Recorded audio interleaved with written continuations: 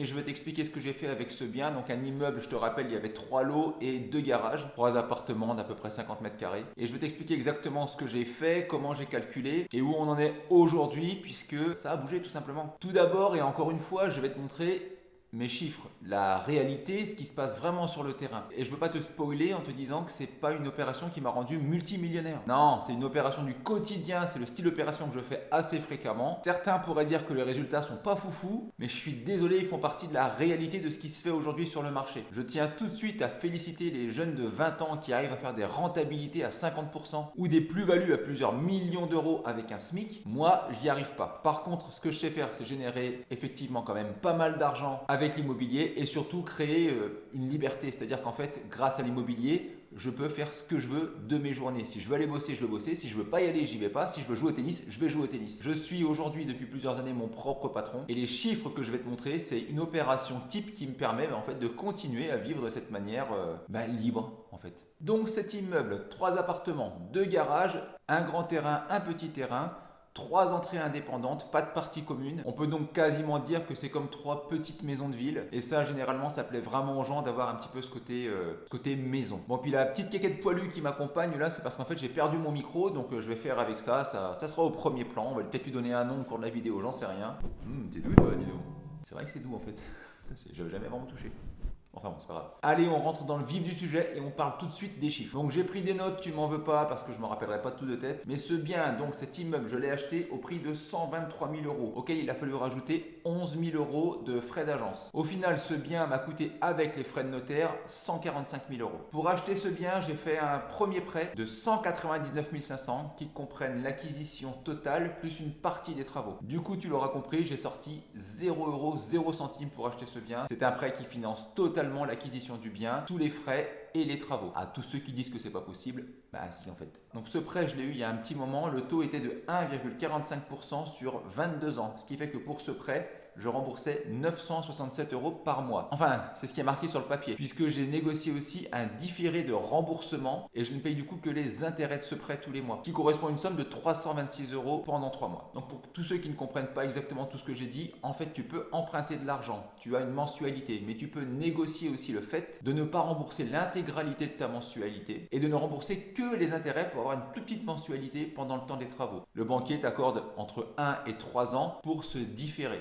Après ces 3 ans, tu payes l'intégralité de la mensualité. Et très peu de temps après, j'ai refait un deuxième prêt travaux, un prêt de 110 000 euros au taux de 1,6% sur 20 ans, qui représentait 570 euros de remboursement par mois. Et pareil, toujours avec un différé de 3 ans, donc je payais 202 euros tous les mois pendant 3 ans. Et ensuite, après les 3 ans, 570 euros par mois. Sur ces 110 000 euros de prêt travaux, je n'ai utilisé que 105 000 euros pour effectuer du coup des travaux. Le coût des travaux du coup pour réaliser l'opération était de 159 500 euros pour refaire les 3 appartements dans leur intégralité. À savoir que j'ai vraiment tout refait, les planchers, l'isolation, la plomberie, l'électricité, les placos, enfin tout.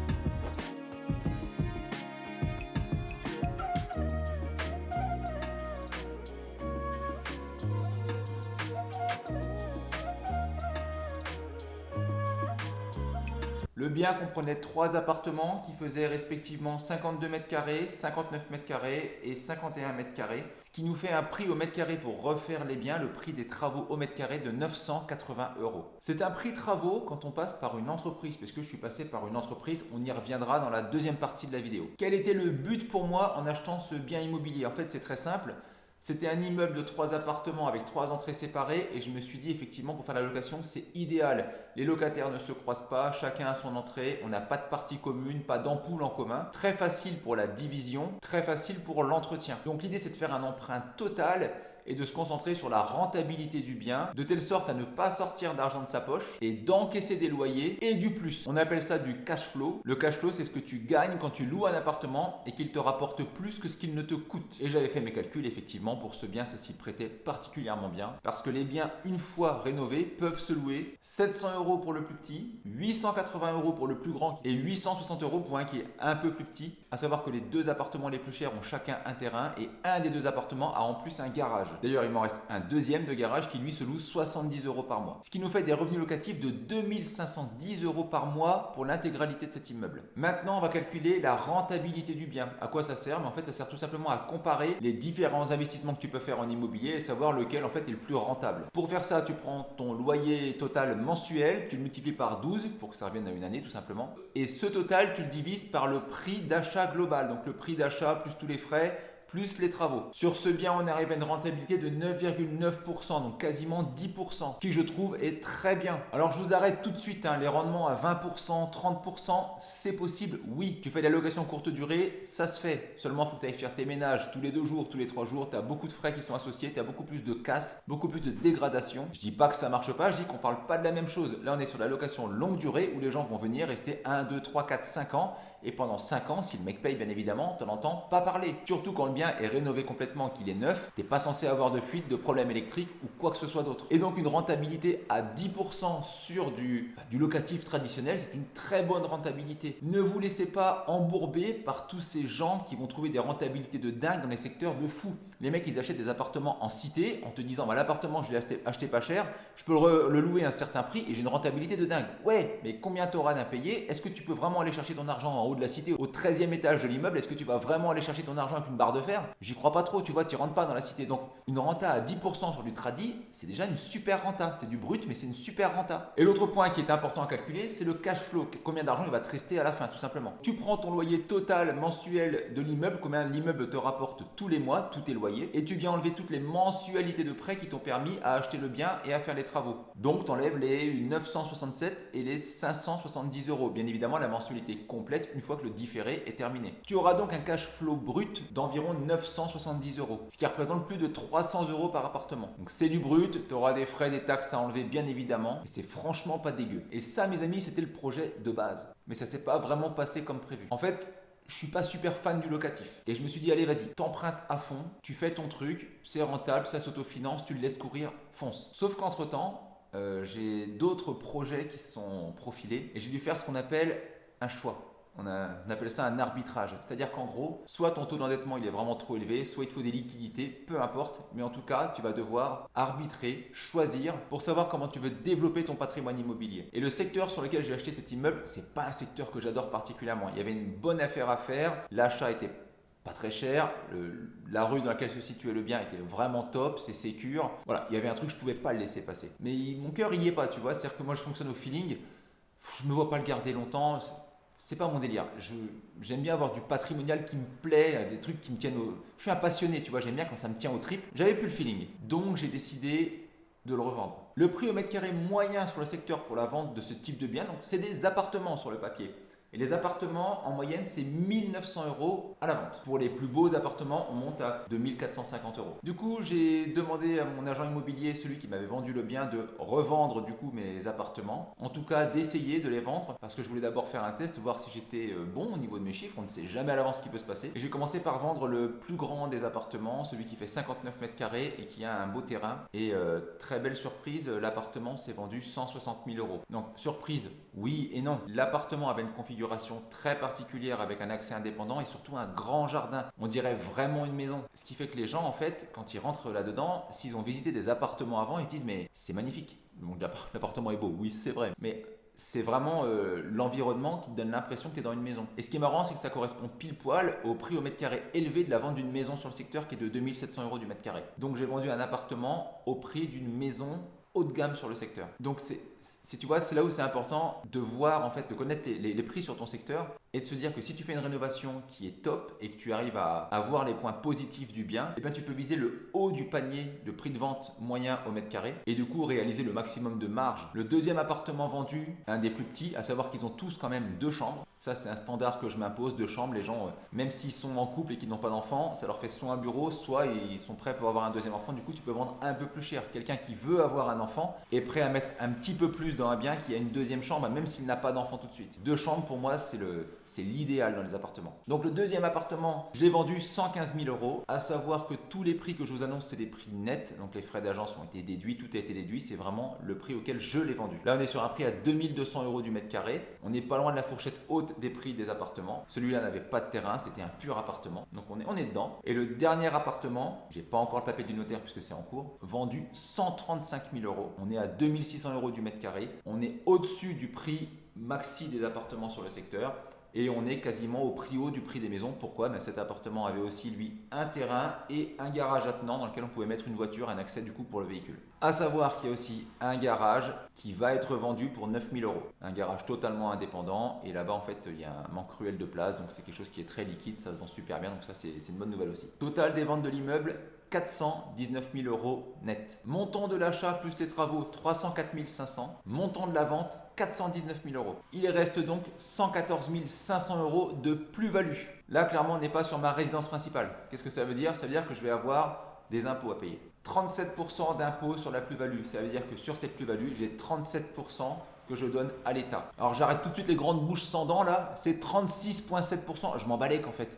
37%, j'arrondis, si tu es à 0,2 ou 0,3%, t'as rien compris à l'immobilier. Donc commence pas à nous les briser avec des détails dont on se fout complètement. Le moins de problème en immobilier, c'est plusieurs milliers d'euros. Donc clairement, on n'est pas à quelques centaines d'euros. Et quand je fais mes calculs d'ailleurs, si je suis à 1%, bien évidemment, j'achète pas. Si ma rentabilité, elle foire à 1% près, ça sert à rien. Il y a tellement d'imprévus en immobilier, tu as intérêt à prévoir une marge quand même conséquente. Donc j'arrondis un petit peu les chiffres. Donc 37 euros de plus-value pour l'État, ce qui représente quand même 42 000 euros à verser. Donc c'est pareil, ceux qui crient en disant « Ah putain, 42 000 balles, c'est ouf !» C'est une somme, mais c'est le jeu. Je ne veux pas dire que je suis content de les payer, mais tu as la possibilité de faire ce genre d'opération. C'est pas ta résidence principale, tu ne peux pas bénéficier de l'exonération des plus-values. C'est normal que tu payes, tu vois. En tout cas, ce qui me reste dans la poche, net, ce qui reste vraiment sur mon compte, c'est 72 000 euros. Et là, encore une fois, je les vois bien, les baveux là. Ah, 72 000 balles, je me fais pas autant chier pour ça. Va te faire en... Sérieusement, de nos jours, qui ne va pas bosser pour gagner 72 000 balles net dans la poche? Combien de temps tu mets à économiser 72 000 balles? Il y a un truc qu'il faut remettre au clair. On voit beaucoup de yachts, on voit beaucoup des jets, des Lambo, des Porsche, des Ferrari, des machins. Franchement, je suis comme tout le monde. Je vais sur YouTube. Je vois les mecs qui te sortent des trucs. Tu te dis, mais t'as pas gagné ton argent en faisant ce que tu dis, c'est faux. T'as des mecs qui font de la location en immobilier, ils prennent des crédits. Ils font du cash flow, ils te font croire qu'ils roulent en Porsche. Et c'est pas avec 3 appartements que tu roules en Porsche. Parce que quand bien même tu as 3 appartements et que je sais pas par quel miracle, tu fais 2000 euros de cash flow sur chaque appartement, net. Hey, je t'enlève tout, les impôts, les machins, tu as 6000 balles tous les mois. C'est pas que 6000 balles tous les mois que tu roules en Porsche, en Ferrari, que tu voles dans un jet, tu vois. Donc je me demande bien qui derrière cet écran peut cracher sur 72 000 euros. En tout cas, si c'est ton cas et t'es prêt à ouvrir ta gueule, s'il te plaît, mets-le en commentaire, puis mets en dessous un petit lien vers ta vidéo qu'on puisse un petit peu analyser comment tu fais. Parce que ces gens qui ouvrent leur gueule, en général, ils montrent pas leurs chiffres. Moi, mes chiffres, ils sont là, ils font partie du réel, ils existent pour une bonne raison, c'est que je le fais. Maintenant, pipoter des chiffres, c'est très simple, on peut tout tourner à son avantage. Je ne souhaite pas le faire parce que ça ne fait avancer personne, ni toi qui me regardes, ni moi. À quoi ça sert de montrer des trucs qui seraient complètement à l'horizontale, qui n'ont rien à voir avec la réalité? M'en bats les couilles, j'ai rien à prouver à personne en fait. Par contre, ce qui est intéressant, et je le vois par rapport aux commentaires que vous m'envoyez qui sont juste ouf, encore une fois sur Insta ou sur YouTube, je veux monter une armée. Je veux qu'on s'entraide les uns les autres et je veux qu'on puisse tous se développer, prendre notre liberté, sortir du boulot s'il le faut. Mais pour ça, il faut les vraies informations, il faut voir comment ça se passe, qu'est-ce qui est difficile, qu'est-ce qui est facile, comment faire pour gagner de l'argent sur tel poste ou pas. D'ailleurs, on n'a pas parlé des travaux, j'y arrive tout de suite. Mais c'est important de voir comment ça se passe dans le réel. Donc oui, pour rénover cet immeuble, j'ai pris 72K. Mais c'est pas tout. J'ai une entreprise de rénovation que j'ai fait travailler dans mon projet. Ce qui veut dire qu'en fait, pour faire simple, j'ai payé mon entreprise qui a réalisé les travaux pour moi. Et du coup, j'ai pris du salaire sur mon entreprise. Donc, en plus de cette plus-value, j'ai pris du salaire. Parce que là, il faut bien comprendre un truc. Tous les mecs qui te donnent toutes les astuces pour ne pas payer d'impôts. Je veux juste comprendre un truc. Comment vous faites pour emprunter de l'argent à la banque? Parce que là, il y a une vraie incohérence. Quand je fais ce genre d'opération, j'achète un immeuble en perso, je refais les appartements parce que je veux les louer, je change d'avis, ça peut arriver, je revends les biens. Du coup, je me fais matraquer par la plus-value immobilière, mais c'est normal. Je paye mes 37% de plus-value à l'État pour pouvoir revendre le bien. J'ai fait travailler mon entreprise que j'ai payé. L'entreprise, pour la faire fonctionner, ça coûte. Mes travaux me coûtent beaucoup plus cher en passant par mon entreprise que si je ne passais pas par mon entreprise et que je le faisais tout seul, à mon compte. Mais en passant par mon entreprise et en payant mon entreprise, je crée du chiffre d'affaires sur l'entreprise et grâce à ce chiffre d'affaires, je peux me rémunérer en perso. Ça veut dire que j'ai de l'argent qui tombe sur mon compte en banque. Pour la faire simple, une rémunération, et cette rémunération, elle est taxée à l'impôt sur le revenu. Qu'est-ce que ça veut dire? Ça veut dire que j'ai une feuille d'impôt sur le revenu avec des revenus et grâce à ces revenus, mon banquier me dit, vu que vous avez des revenus conséquents, on peut vous prêter de l'argent, on peut faire des emprunts, on peut lever de la dette. Et tous ces gens qui disent moi je paye pas d'impôts, je fais des diminutions de machin. En vrai, il y a un moment, si tu gagnes pas d'argent, tu peux pas lever de la dette, tu ne peux donc pas investir. C'est mathématique. Aucun banquier ne te prête d'argent si tu n'investis pas. C'est pour ça que mon premier conseil, si tu dois investir, mets-toi en CDI et emprunte. Après, si tu dois monter ta boîte, attends d'avoir emprunté une première fois pour avoir acheté un bien.